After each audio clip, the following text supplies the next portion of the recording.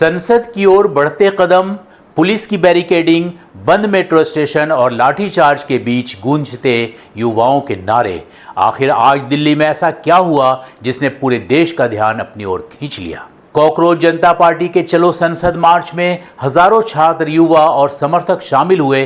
प्रदर्शनकारियों की मांग थी कि पेपर लीक पर सख्त कार्रवाई हो, शिक्षा व्यवस्था में सुधार किया जाए और केंद्रीय शिक्षा मंत्री धर्मेंद्र प्रधान इस्तीफा दें। संसद की सुरक्षा को देखते हुए दिल्ली पुलिस ने जंतर मंतर, संसद मार्ग और आसपास के इलाकों में भारी पुलिस बल तैनात किया। कई जगह बैरिकेड लगाए गए और जब प्रदर्शनकारी संसद की ओर बढ़े तो उन्हें रोक दिया गया। इस दौरान कई स्थानों पर धक्का मुक्की हुई और प्रदर्शनकारियों को हिरासत में भी लिया गया। कुछ मीडिया रिपोर्टों में लाठीचार्ज और आंसू गैस के इस्तेमाल की भी खबरें सामने आई हैं, जबकि दिल्ली पुलिस ने अत्यधिक बल प्रयोग के आरोपों से इनकार किया। सुरक्षा कारणों से संसद क्षेत्र के आसपास राजीव चौक, जनपथ सहित 5 दिल्ली मेट्रो स्टेशनों को कुछ समय के लिए बंद कर दिया गया। इससे हजारों यात्रियों को परेशानी का सामना करना पड़ा।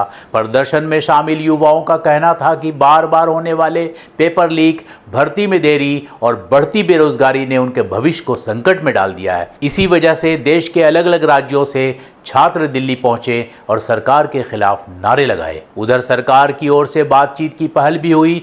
खबरों के अनुसार सीजेपी के प्रतिनिधियों से केंद्रीय मंत्री जेपी नड्डा की बातचीत हुई ताकि आंदोलन का समाधान निकाला जा सके। राजनीतिक प्रतिक्रियाएं भी आनी शुरू हो गई हैं। कांग्रेस अध्यक्ष मल्लिका अर्जुन खड़गे ने संसद में कहा कि ये लाखों छात्रों के भविष्य का सवाल है और सरकार उनकी आवाज दबाने की कोशिश कर रही है। समाजवादी पार्टी की सांसद डिंपल यादव जंतर मंतर पहुंची और छात्रों के आंदोलन का समर्थन करते हुए कहा कि ये नीट है या चीट। अरविंद केजरीवाल ने केंद्र सरकार से युवाओं की बात सुनने और उनकी मांगों पर गंभीरता से विचार करने की अपील। वहीं दिल्ली पुलिस का कहना है कि संसद मार्च की अनुमति नहीं थी और सुरक्षा व्यवस्था बनाए रखने के लिए आवश्यक कदम उठाए गए। संसद की ओर बढ़ रहे प्रदर्शनकारियों को रोकने के लिए पुलिस ने लाठीचार्ज और आंसू गैस का इस्तेमाल किया। इस दौरान कई प्रदर्शनकारियों को चोटें आईं। सोशल मीडिया पर कुछ युवाओं के सिर, हाथ और पैरों में चोट लगने की तस्वीरें और वीडियो भी वायरल हुए।